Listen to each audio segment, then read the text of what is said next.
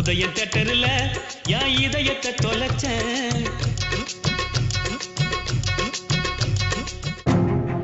உதயம் தேட்டரில் என் இதயத்தை தொலைச்சேன் என சினிமா ரசிகர்கள் பலரும் தங்களது இதயத்தை தொலைத்த இடம் உதயம் தியேட்டர்.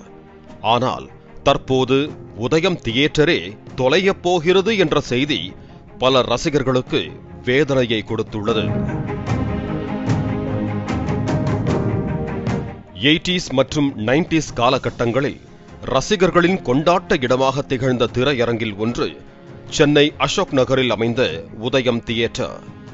1983 ஆண்டு மே மாதம் அப்போதைய அதிமுக சட்டமன்ற பேரவைத் தலைவர் ப.உ. சண்முகத்தால் திறந்து வைக்கப்பட்ட உதயம் தியேட்டர் பின்னாளில் உதயம், மினி உதயம், சந்திரன், சூரியன் என 4 திரைகளுடன் திரையிடப்பட்டு வந்தது.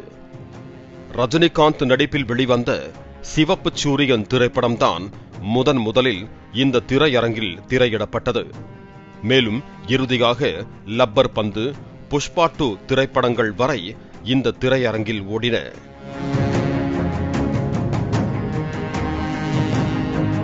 உதயம் தியேட்டரில் ஆரம்பத்தில் 2.5 ரூபாயில் விற்கப்பட்ட டிக்கெட் விலை தற்போது 120 ரூபாய் வரை விற்பனையாகியுள்ளது.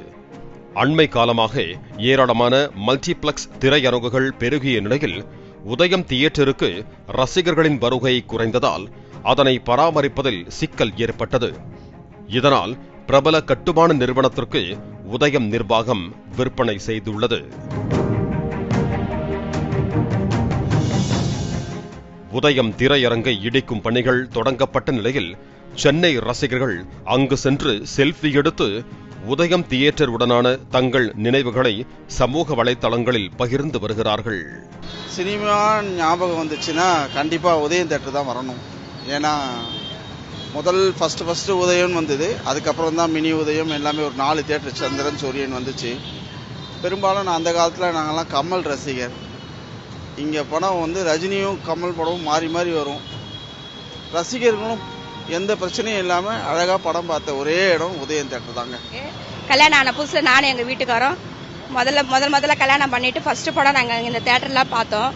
அதுக்கப்புறமா ஒரு 2 வருஷம் 3 வருஷம் கழிச்சு எங்கள் குழந்தைங்களோடய நான் இந்த தேட்டரில் படம் பார்ப்பேன். இந்த தேட்டர் எனக்கு ரொம்ப பிடிக்கும், ரொம்ப மனசுக்கு பிடிச்ச தேட்டர். இதுதான் அசோக் நகரில் அசோக் நகர்னா உதயம் தேட்டர் தான் நமக்கு ஃபேமஸ். பில்லர் அப்படி சொல்லுவாங்கன்னா அதே மாதிரி உதயம் தேட்டர் நல்லா ஃபேமஸான இடம் அதுதான்.